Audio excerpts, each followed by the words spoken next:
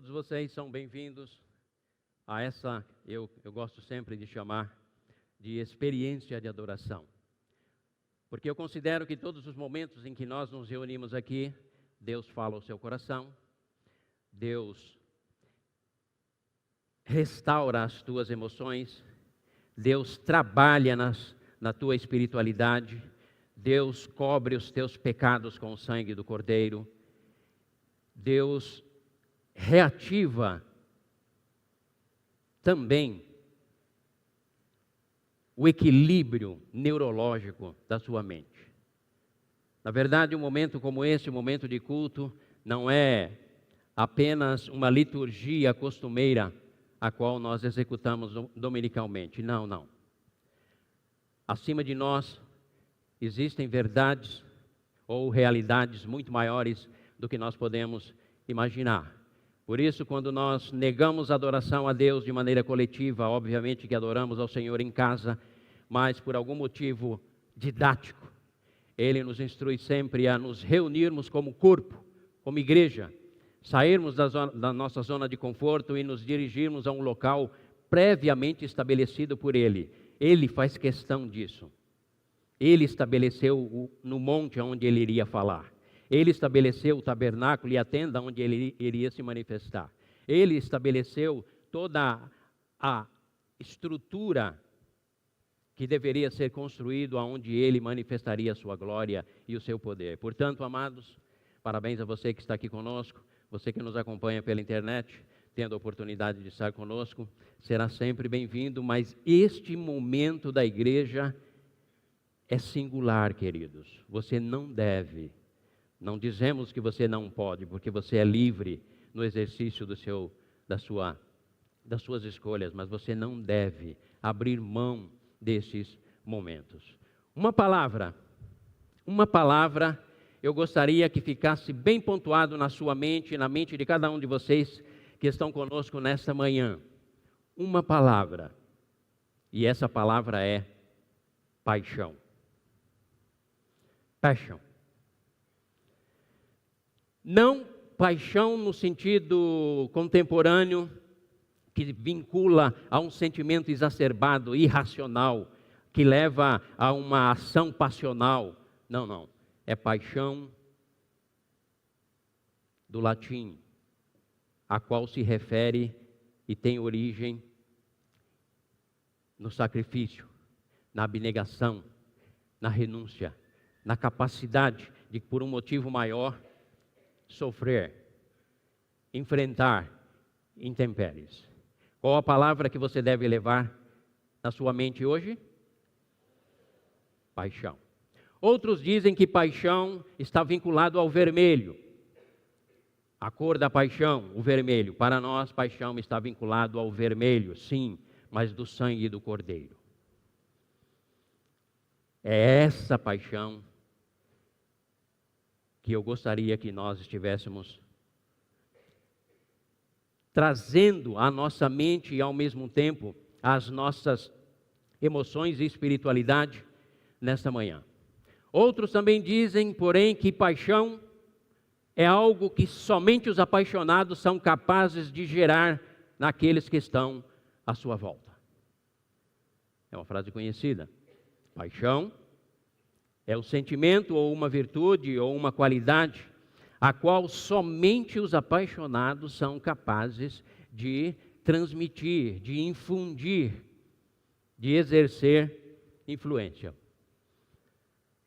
Se eu disser para vocês que se você caminhar com alguém ou fizer uma viagem com alguém que seja extremamente apaixonado pela pescaria, por exemplo, provavelmente, ao voltar dessa viagem, você terá um grande desejo de comprar um molinete e de preparar as suas tralhas para ir ter uma experiência com a pescaria. Por quê? Porque você viajou, você conviveu, você esteve com alguém extremamente ou muito apaixonado, que vibra, que se alegra intensamente com a pescaria. Se for alguém apaixonado por futebol, se for um corintiano, então nem se fala, é capaz de você ir santista e voltar corintiano, porque ele vai te contar todos os títulos, até o mundialzinho, que ele disse que foi um grande mundial. Mas eu gosto do Corinthians, gosto do São Paulo também, gosto do Santos, gosto de futebol, na verdade. Mas o que eu estou querendo dizer com isso é que quando você se aproxima de alguém que tem uma paixão na sua vida, não apenas um hobby corriqueiro, mas é algo que ele é apaixonado, ele vai certamente influenciar as pessoas à sua volta. Isso em todas as áreas, em todas as atividades. Muitas vezes nós temos dificuldade em influenciar pessoas e não nos damos conta que, na verdade, não há paixão, não há nada que empolgue o meu coração. Nem a música sertaneja, ou seja, qualquer outro gênero aí, cultural, musical, não há nada. Irmãos queridos, eu quero convidar vocês a nós fazermos uma viagem com um homem apaixonado por Jesus Cristo. Qual o nome dele, queridos? Qual o nome dele, igreja?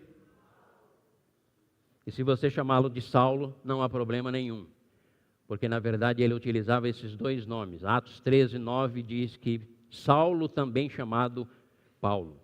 Não foi na sua conversão que o seu nome mudou, como aconteceu com Abraão, com Sara e com Jacó. Não. A experiência de mudança de nome de Saulo para Paulo, ela foi se dando gradativamente. Porque Saulo, que também se chamava Paulo, passou a utilizar o seu nome e a definir o seu nome de Paulo, que significa em latim pequeno, homem de pequena estatura. Talvez isso já identifique as características físicas deste homem.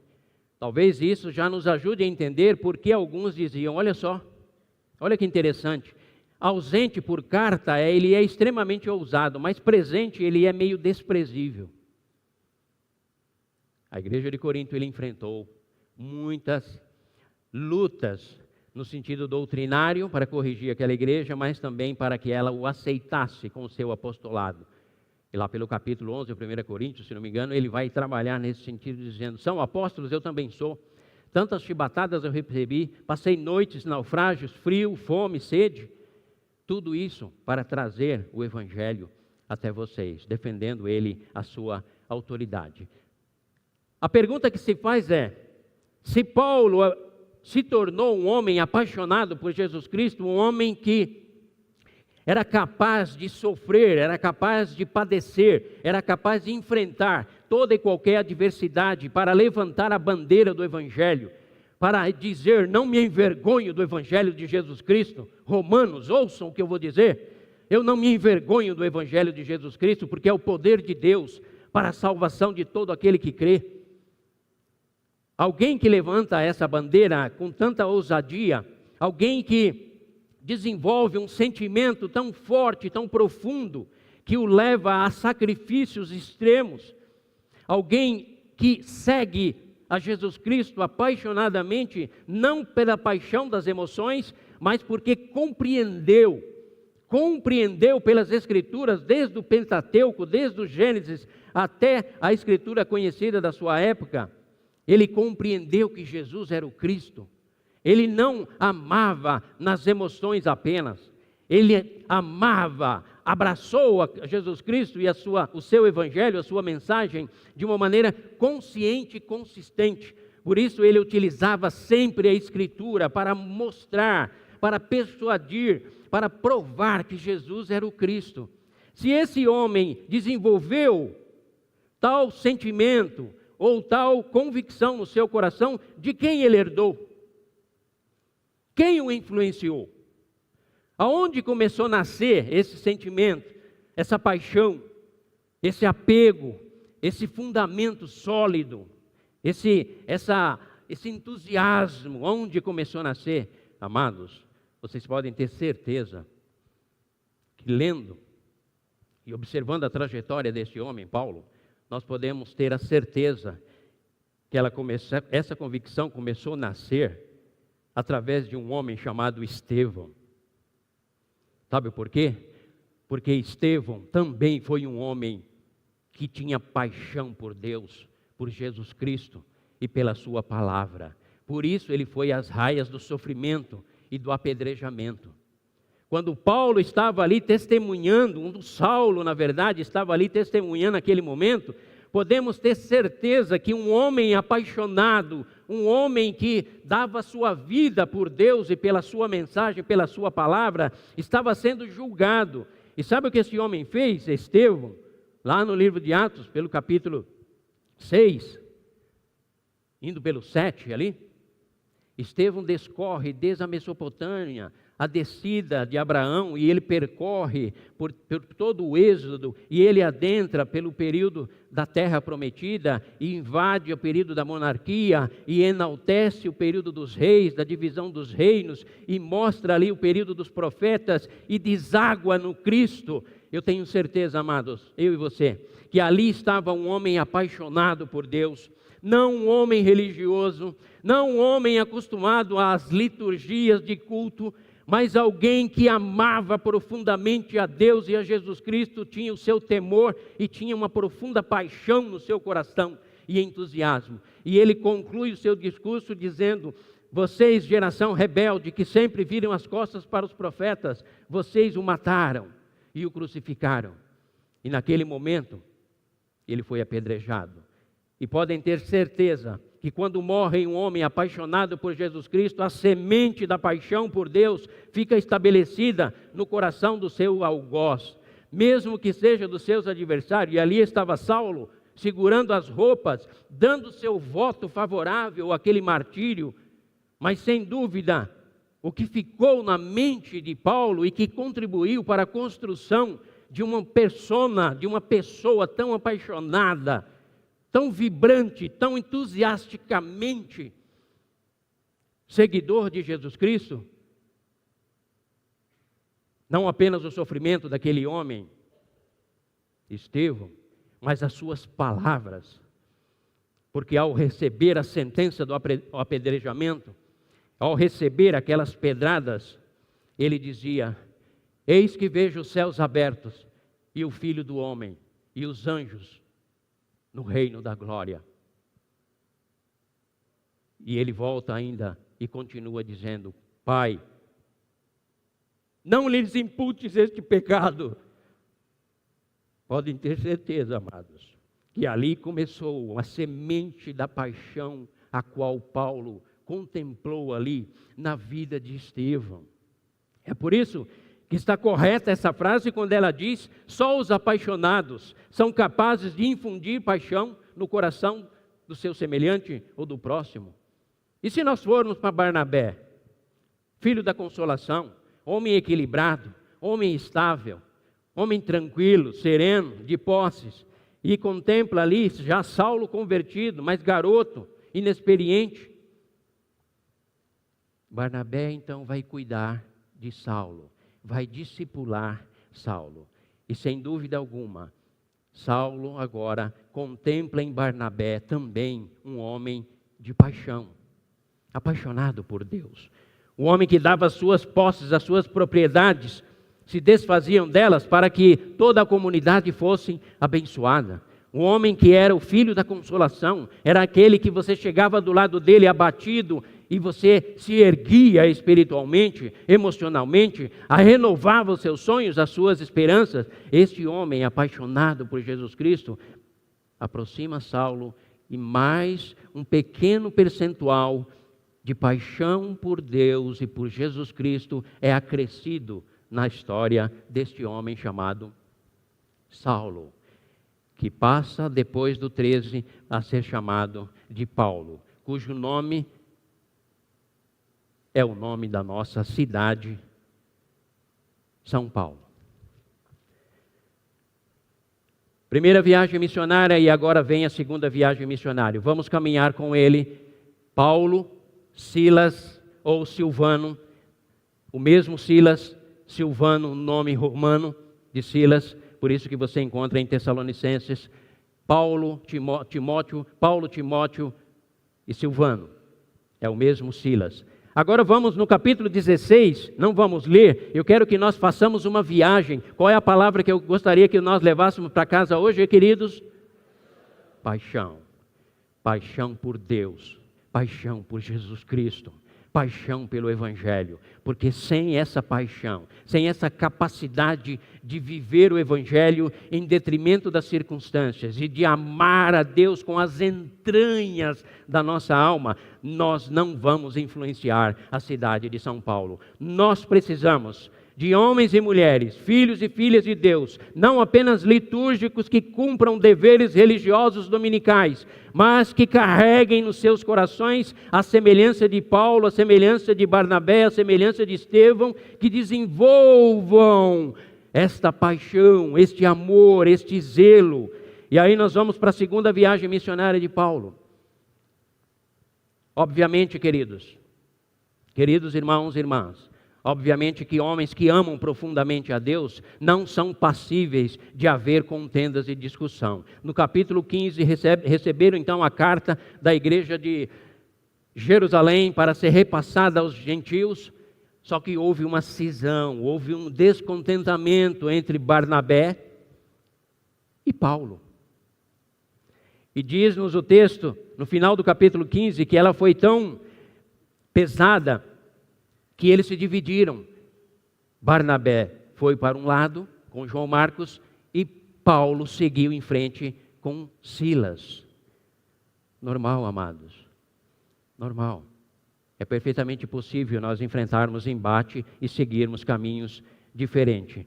Paulo então pega Silas e aí vai fazer a sua viagem, a sua segunda viagem missionária, aonde ele sai de Jerusalém, ele passa pela Antioquia, Tarso,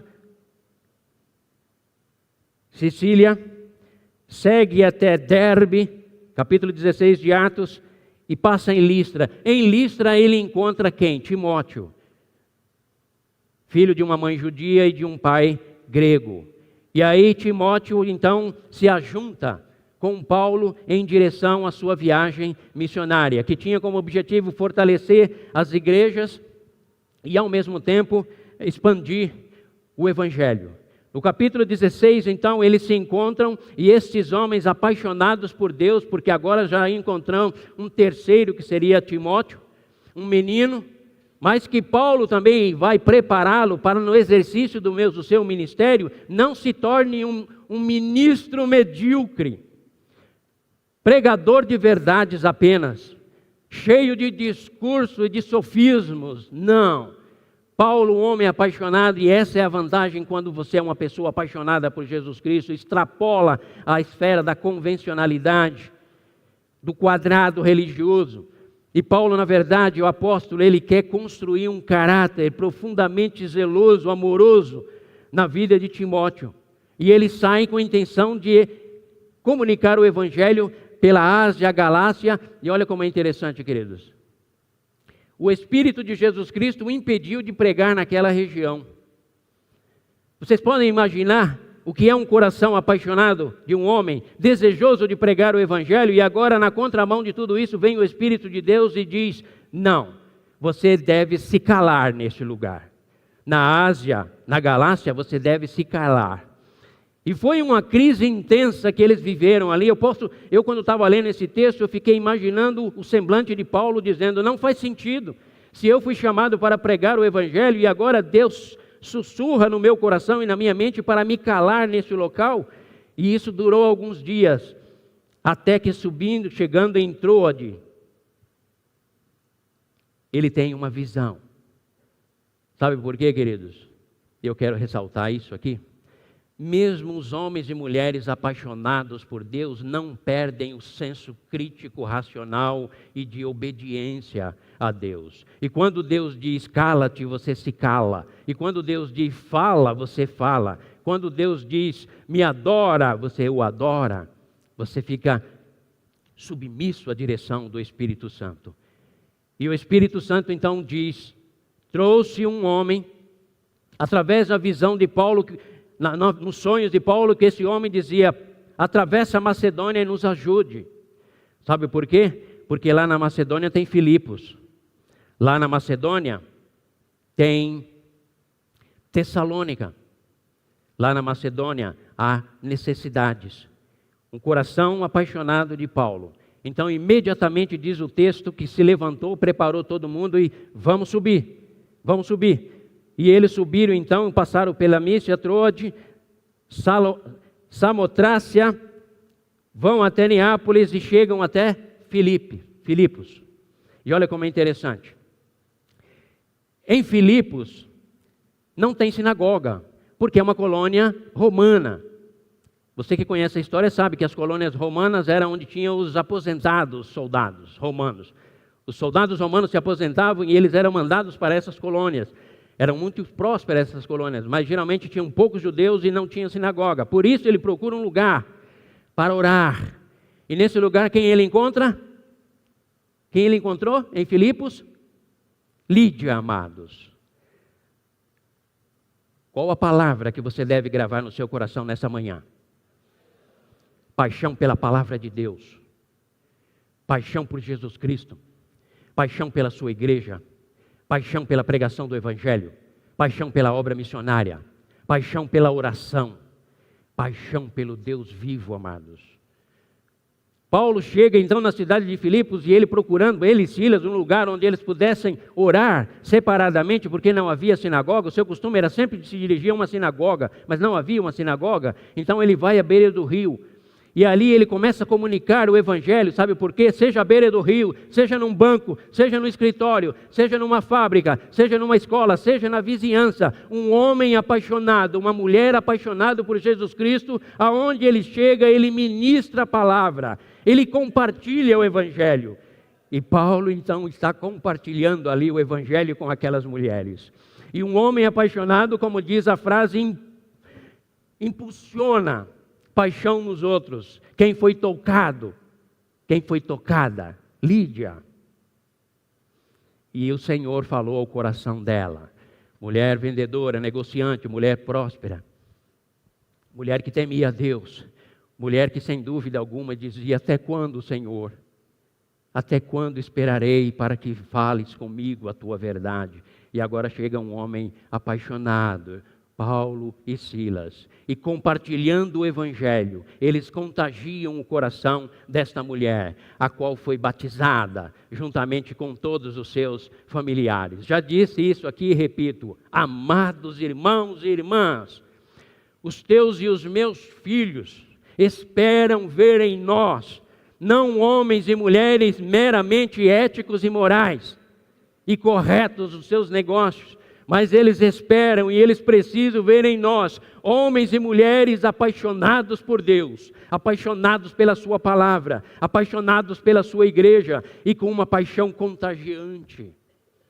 Eles precisam ver isso. E então Paulo tem a sua experiência ali pela conversão de Lídia, mas há um problema na cidade. Tem alguém ali que é escravizado pelo maligno. Há uma moça possuída por um espírito maligno, a qual dava pelas adivinhações, os prognósticos que realizava, dava muitos lucros aos seus proprietários. Então havia Lídia, uma mulher temente a Deus, mas havia também uma moça anônima, mas a qual era alvo do amor e da graça de Deus. Por isso o Espírito Santo sussurrou na visão de Paulo: passa a Macedônia, nos ajude, porque havia uma Lídia próspera e temente a Deus, mas havia também uma mulher escravizada, anônima. Oh Deus amado, o Senhor se interessa por aqueles que têm projeção social, mas o Senhor se interessa por aqueles que são preteridos, abandonados, escravizados pelo maligno. E ali então, depois de alguns dias, conforme você lê o texto, é até interessante, porque a priori é que ela vinha atrás de Paulo e Silas e dizendo: estes homens são servos dos Deus Altíssimos e vos anunciam a salvação. Dias após dias, Paulo caminhando e aquela mulher, aquela moça atrás. Paulo e Silas caminhando e ela atrás. Aparentemente um elogio. Mas um líder, um homem temente a Deus, sabe exatamente discernir quando o elogio vem da parte de Deus como uma aprovação ou do maligno para criar exaltação, notoriedade, ego. E Paulo logo o identificou. E ele voltou-se para aquela moça que andava atrás dele e disse: em nome de Jesus Cristo, sai dela. Imediatamente aquele espírito deixou aquela mulher. Óbvio que o lucro acabou. Óbvio que a renda daqueles comerciantes da adivinhação, do misticismo, terminou. E agora vem, após um momento de profunda alegria com Lídia e a sua conversão dela e da sua família, vem agora um momento de adversidade. Mas sabe, queridos, um homem e uma mulher apaixonado por Deus, por Jesus Cristo e pela sua palavra, ele vive os dois momentos, ele ou ela, vivem os dois momentos, tanto o momento de euforia e alegria, como de adversidade, sem abrir mão da sua fé, da sua paixão, do seu entusiasmo. Aqui, Lídia, alegria. Aqui, aquela moça possuída, agora liberta, mas que trouxe grandes sofrimentos. Mas um homem e uma mulher apaixonado por Deus, ele é capaz de viver os dois extremos da vida, sem abrir mão da sua fé. Paulo e Silas, então, são levados aos magistrados, e eles disseram: esses homens têm nos trazido costumes que não nos são lícitos executarmos. E eles foram então presos, sem julgamento. Foram fortemente, diz a Escritura, agredidos, açoitados. Você já recebeu algum açoite nas suas costas? Alguém aqui que já recebeu uma chicotada com aquele chicote de couro comprido que tem uma pontinha de ferro na ponta? Alguém pode levantar a mão? Ninguém, né, queridos? Graças a Deus. Você pode dar um glória a Deus? Graças a Deus. Mas fato é, amados, que é no momento da adversidade que o teu caráter, a tua fidelidade e a tua perseverança é testada. Porque a tribulação produz a paciência, e a paciência a perseverança, e a perseverança a esperança. E a esperança não traz confusão, porquanto o amor de Deus está derramado nos nossos corações, pelo Espírito Santo que nos foi dado. A minha pergunta, porém, é: se em algum momento da vida você tiver que enfrentar os açoites, sejam das circunstâncias, ou seja uma rejeição, ou seja uma reação de ser preterido, seja no seu lar, na sua casa, na sua família ou no seu trabalho, qual seria a sua reação? Arrefecimento, recuo, ou a bandeira do Evangelho você a levantaria ainda mais? Paulo e Silas em momento algum baixaram a guarda. Muito pelo contrário, açoitados, agredidos, chicoteados, lançado no cárcere, sendo preso ao tronco com as correntes aos seus pés. O que esses homens fizeram, queridos? O que estes homens fizeram, igreja? Louvavam a Deus até a meia-noite. Não era como nós que não vemos a hora de ir embora, porque o calor nos mata. Aqui me mata mesmo. Mas o que importa é o Deus eterno estar me contemplando a minha e a sua adoração neste lugar e dizendo: ali está o meu filho me adorando em espírito e em verdade, ali está a minha filha renunciando, dedicando o seu tempo a mim, adorando-me, bendizendo o meu nome, ali está o meu filho invocando a minha presença, ali está a minha filha declarando a sua fraqueza. É isso que importa. Homens e mulheres apaixonados vivem a exuberância de um momento de conquista e de vitória, mas vivem também um momento de adversidade. Glorifica a Deus em todas as circunstâncias. É por isso que ele lá na frente vai escrever: queridos, Filipenses, estou feliz, Paulo escrevendo, estou muito feliz pela oferta que vocês mandaram para mim, muito me favoreceu, muito me ajudou. Mas sabem, queridos, eu estou feliz não pelo din-din que vocês me mandaram, mas pela atitude de vocês. Sabe por quê? Vou dizer uma coisa para vocês: posso todas as coisas naquele que me fortalece. Posso olhar para a minha mesa e vê-la farta e degustar com paz e tranquilidade no meu coração, mas posso olhar para a minha mesa e vê-la escassa, apenas com um grego, um ovo frito, quem sabe uma batatinha comprada com o último recurso. Mas eu também glorifico a Deus, porque eu aprendi, porque eu sou um homem que sei estar em situações adversas, estar em situações abençoadas. O meu caráter é forjado, a minha fé é estabelecida no único Deus, Senhor e verdadeiro. A perspectiva de vida, de sucesso, de realização, de prazer e de satisfação, de estar desatrelado às circunstâncias, sejam elas do poder aquisitivo ou das possibilidades de bem-estar. Não, tudo isso eu sei degustar, tudo isso eu sei aproveitar, mas tudo isso não fundamentam a minha vida. Sabe por quê? Porque eu sou um homem apaixonado por Jesus Cristo. Desde que vi aquele homem chamado Estevão declarar aquelas palavras, desde que caminhei com Barnabé, desde que tenho andado, orado e ouvido o Espírito Santo de Deus, agora eu posso dizer ao mundo: há uma verdade absoluta, mundo, e ela se chama Jesus Cristo. Ele é o Filho de Deus. Ele é o Rei da Glória. Eu vos provo pela palavra, pela Escritura, porque Ele é o elo central. Ele é a ligação entre o eterno e o terreno, entre o incorruptível e o incorruptível. Ele é aquele que une a sabedoria, a ciência e o conhecimento. Ele é aquele que traz todas as possibilidades inexistentes à existência para aqueles que o amam e o adoram. Meia-noite. Lá está um homem apaixonado, dois homens apaixonados, porque estava Paulo e estava Silas. Um passando entusiasmo e paixão para o outro. E mesmo após os açoites, mesmo após as chicotadas, lá estavam dois homens serenos. E à meia-noite, diz o texto em Atos 16, eles louvavam a Deus. E os presos, influenciados por esses homens apaixonados, os ouviam. Eu não sei, nós não sabemos qual o cântico ou o hino que Paulo e Silas cantavam. Mas eu posso imaginar que eu estava lendo esse texto, se eles não cantaram, eu até pensei em voltar no tempo, pegar uma cápsula e voltar no tempo e no espaço, fazer uma viagem ao passado e não ao futuro. E chegando lá, eu queria dizer para eles: Paulo, canta Jericó. Canta, vem comigo lutar em Jericó. Porque se você fizer isso, o que vai acontecer? O que vai acontecer, irmãos? As muralhas vão cair.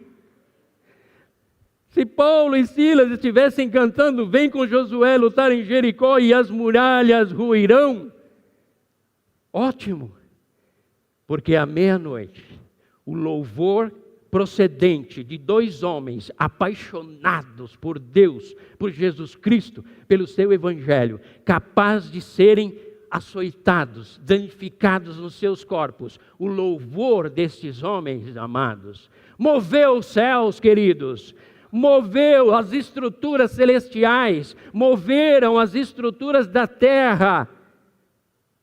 E o terremoto vem, e o abalo sísmico vem, como uma manifestação da glória de Deus, como Deus querendo dizer assim: eu recebo o seu louvor, Paulo, porque eu estou aí com você.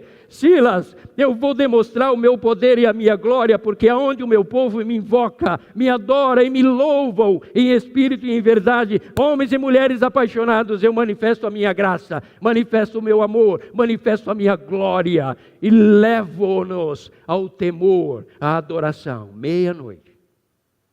Meia-noite, os alicerces são abalados e a libertação vem. Mas a morte vem junto com ela, porque aquele homem carcereiro, o qual era responsável por cada um daqueles presos, e na lei romana, cada vida era paga com uma vida. Ele sabia disso, portanto ele intenta contra a sua própria vida. Mas sabe, queridos, um homem apaixonado por Jesus Cristo, não deixa a morte reinar à sua volta. A morte não prevalece ao lado daqueles que são apaixonados, entusiasmados com Deus. Não faça isso. Todos estão aqui. Foi a palavra de Paulo. Eu imagino Paulo falando abruptamente, rapidamente, porque uma fração de segundo um suicídio aconteceria. No milésimo de segundo alguém tiraria a sua vida. E um homem apaixonado por Deus, Ele enaltece a vida, ele ama a vida, ele ensina a vida, ele prega a vida, ele defende a vida. Não faça isso. Todos estão aqui. E realmente todos estavam ali. E aquele homem, o carcereiro de Filipos, foi poupado por causa da intervenção de um homem que não deu time para a morte. Não deu um tempo para a morte. Não deu um tempo para o suicídio. Amados, deixa eu dar uma estatística para vocês. Dezenas e centenas de jovens e adultos estão nesse exato momento tirando as suas próprias vidas. Seja nos países de terceiro mundo, seja nos países subdesenvolvidos ou nos países de primeiro mundo, onde acontecem com maior frequência, porque eles não sabem mais lidar com o fracasso. Seja no Japão, seja na Austrália, seja nos países, na Holanda, seja nos países mais desenvolvidos. Quem vai ensiná-los a viver, queridos? Eu e você, com a minha e a sua religiosidade, destituída de poder e autoridade, sem paixão, sem vibração e sem entusiasmo? Não, amados. Quando Paulo bradou para aquele homem, é porque ele sabia o risco que estava correndo aquele homem e ele quis poupá-lo, mesmo sendo seu algoz. A humanidade lá fora, queridos, o mundo espera, como disse alguém, não homens e mulheres religiosos, mesmo que sejam fazendo atividades sociais e filantrópicas. O mundo espera ver uma igreja de Jesus Cristo entusiasticamente amando e declarando a fé nele e vivendo apaixonadamente. 2020 que se inicia, estamos no segundo domingo, com uma proposta nova. Senhor, faz de mim um vaso novo. Senhor, a mediocridade que eu vivi em 2019, Pai, ajude-me a superar. Infunde paixão no meu coração, na minha mente e na minha alma. Infunde, planta, sementa, Pai eterno, paixão por Ti, pela Tua palavra, pela Tua igreja. Que eu seja um agente da unidade da Tua igreja, que eu seja alguém que propaga o Teu evangelho. Pai eterno, eu estou cansado da mediocridade da minha vida, estou cansado do deserto e da aridez da minha espiritualidade, não consigo vencer os mínimos pecados da minha vida, sou vencido por ele constantemente. Sabe por quê, Pai eterno? Eu preciso desenvolver um amor maior. Sonda-me, Senhor, sonda-me, Pai, sonda o meu coração e vê se há em mim algo que precisa ser expurgado, porque eu quero viver 2020 apaixonadamente como viveu Paulo o apóstolo. Um homem com todos os órgãos que qualquer ser humano possui, um homem com todas as suas fraquezas e limitações que todos nós a possuímos, mas um homem que tinha um diferencial na sua vida, a marca de Jesus Cristo.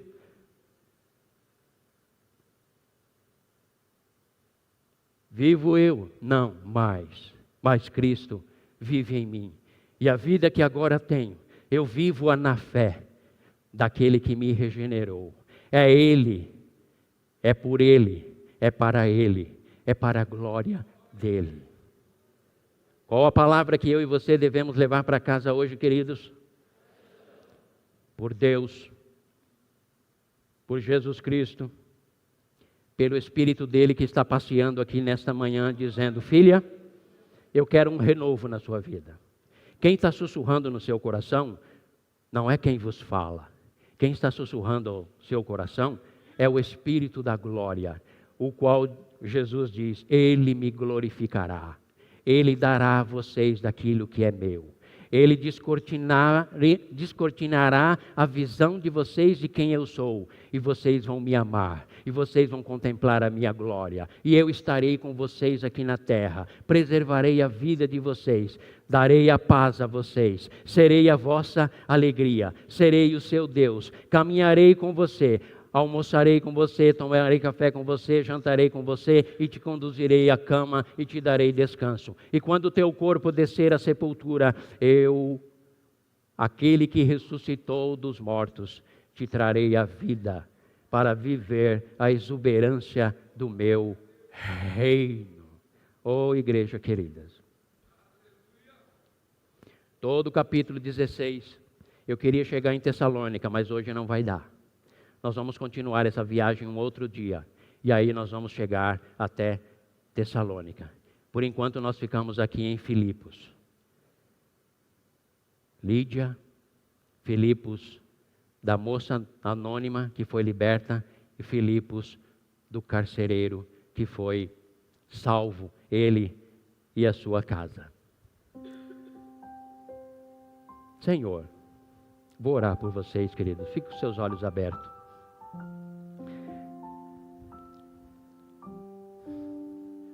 Senhor, olhando para o teu rebanho, eu sei que muitos deles querem viver melhor, querem ser mais consagrados a Ti, consagradas, mas muitos deles não conseguem.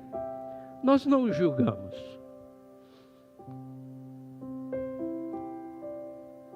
Nós pedimos ao Senhor, Pai, a Tua palavra, ela tem um poder extraordinário. O Teu Espírito Santo foi dado ao Teu povo para que ele pudesse assimilar as Tuas verdades e sair da esfera abstrata e se tornar algo concreto, realidade nos seus corações. Espírito Santo, eu rogo a Ti, ó Deus triuno, que visites a mente e o coração de cada um do Teu povo nesta manhã. Restaura aquele que está fraco, aquela ovelhinha que está duvidosa, aquela que tem esperado tanto e que tem desanimado porque dá a impressão que o Senhor não a ouve. Não é verdade, nós sabemos disso, mas ela está com dúvida no seu coração. Vasculha cada neurônio, Pai, cada sentimento do coração de cada um dos Teus filhos e filhas nessa manhã. Perdoa os seus pecados. Toma o Teu rebanho nos Teus braços. Aquela que está ferida porque foi preterida, foi abandonada, foi traída, se sente rejeitado ou rejeitada, Espírito Santo, derrama ali, nessa ferida, o óleo da unção e dê a restauração. Mas eu te peço, acima de tudo, sonda o nosso coração. Vê se há em nós algum mau caminho e restaura o Teu rebanho, Jesus, porque ele não é nosso, é Teu. Eles vivem para o louvor da Tua glória. Eles pertencem a Ti. Foram comprados pelo vermelho do Teu sangue. Foram resgatados deste mundo cruel para se tornarem herdeiros, herdeiras do Teu reino de graça. Eu intercedo, Pai, por cada um dos Teus filhos e peço ao Senhor que o Senhor possa estar levando eles ao quebrantamento, não pela exortação do chicote, mas pela graça suave do amor e da bondade que emana do Teu trono de graça. Sonda-nos, Pai, e também usa-nos para o louvor da Tua glória. Que esse ano de 2020, cada um dos Teus filhos vivam a exuberância das perspectivas boas, permitidas pelo Senhor. Eu entrego esse rebanho nas Tuas mãos, porque ele é Teu, Jesus. E peço ao Senhor a renovação, o avivamento, o quebrantamento e a cura de todos aqueles que carecem de uma ação sobrenatural do Senhor. É a minha oração, é a nossa oração. E nós a fazemos assim, em nome daquele que tem todo o poder, toda a autoridade. E é em nome dele que fizemos. Amém e amém.